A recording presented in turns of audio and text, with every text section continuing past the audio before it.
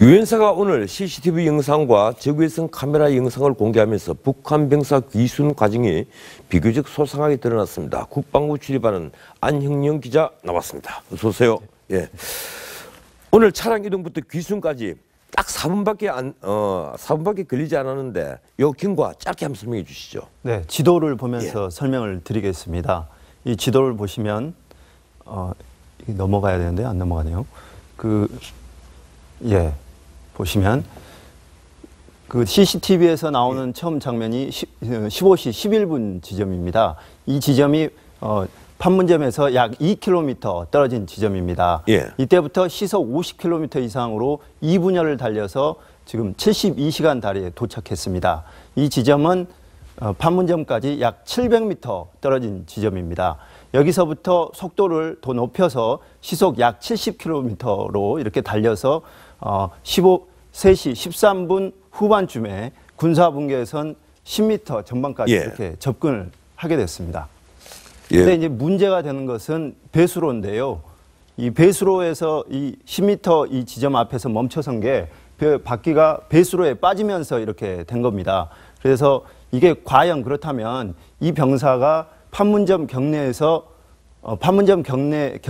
있던 병사라고 하면 이 배수로에 빠질 수 있는 것인가 이런 의문이 좀 있습니다. 길을 잘 알 테니까 빠지지 않았겠죠. 예. 지금 그 일반 병사잖아요. 하전사인데 네. 하전사가 혼자서 집차를 타고 이렇게 긴 거리를 올 수 있다. 이게 좀 이상하지 않습니까?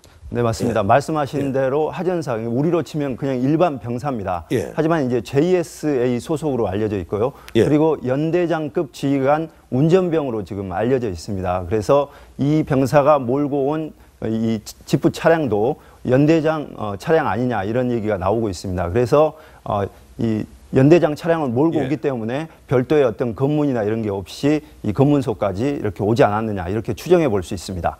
JSA 소속이라면 판문점 경내 안에 있거나 또 이 판문점 안에 구조를 잘 알아야 되는 것 아닙니까? 네, 그렇습니다. 그런데 이 판문점을 맡고 있는 곳이 북한 판문점 대표부라는 곳인데요. 이 판문점 경내를 맡고 있는 곳은 경무대대입니다. 그리고 판문점 그 외곽 지역을 맡는 곳은 이 민경중대라고 있는데요. 이 병사 같은 경우에는 민경중대일 가능성이 높습니다. 그래서 이 판문점 대표부가 개성 시내에 있는데요. 이 개성 시내에서 연대장 차량을 몰고 밑으로 내려왔을 가능성이 큽니다.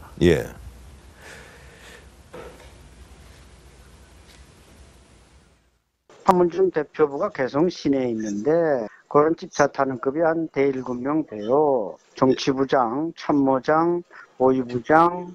그래서 내가 볼 땐 그 친구가 그런 간부급 운전수가 아니었나. 연대장부터도 그런 집차 탄단 말이에요. 방금 탈북하신 안찬일 선생이 얘기를 들었는데 그런데 막상 이게 군사분계선 앞에서는 좀 우왕좌왕했습니다. 네, 그렇게 봅니다. 이 낙엽이 덮여 있긴 하지만 이 차량이 배수로에 걸려서 사실 이게 옴짝달싹도 하지 못하고 한 1분여가 지체가 됐습니다. 그래서 이 병사가 만약에 판문점 경내에서 근무한 병사라고 하면 이러지는 않았을 거다. 자세한 지형을 모르기 때문에 운전병으로 판문점을 오가긴 했지만 자세한 지형을 모르기 때문에 이런 실수를 한 것으로 보입니다. 문제는 이제 우리 측 대응인데 이 현장에 늦게 대응을 했고 우리 측도 뭔가 좀 뭐가 빠져가 있는 것 같다 이런 느낌을 좀 주고 있습니다. 지금 보시면 3시 11분부터 CCTV로 계속 감시를 하고 있었습니다. 그리고 72시간 다리 앞에 있는 초소에서 보면 이 차가 지나가는데 갑자기 북한 초병이 급하게 뒤따라갑니다. 그러니까 뭔가 잘못됐다는 것을 이 초병도 확인을 한 것이죠. 그리고 그 CCTV 영상도 그대로 찍혀 있습니다. 그런데 이 상황에서 만약에 이상 징후가 이 상황에서 확인이 됐다고 하면 3시 13분에 이상 징후가 있다고 보고를 했어야 되는데 우리 군이 이상 징후가 있다고 판단한 것은 그로부터 1분이 지난 뒤였습니다. 그러니까 상황실에서 이 상황을 안일하게 생각했거나 아니면 초병이 쫓아가는 모습을 실시간으로 감시하다 보니까 놓쳤을 가능성이 큽니다. 그러니까 우리 초소가 총승도 못 듣고 넘어오는 걸 보지도 못했다 이 말이군요.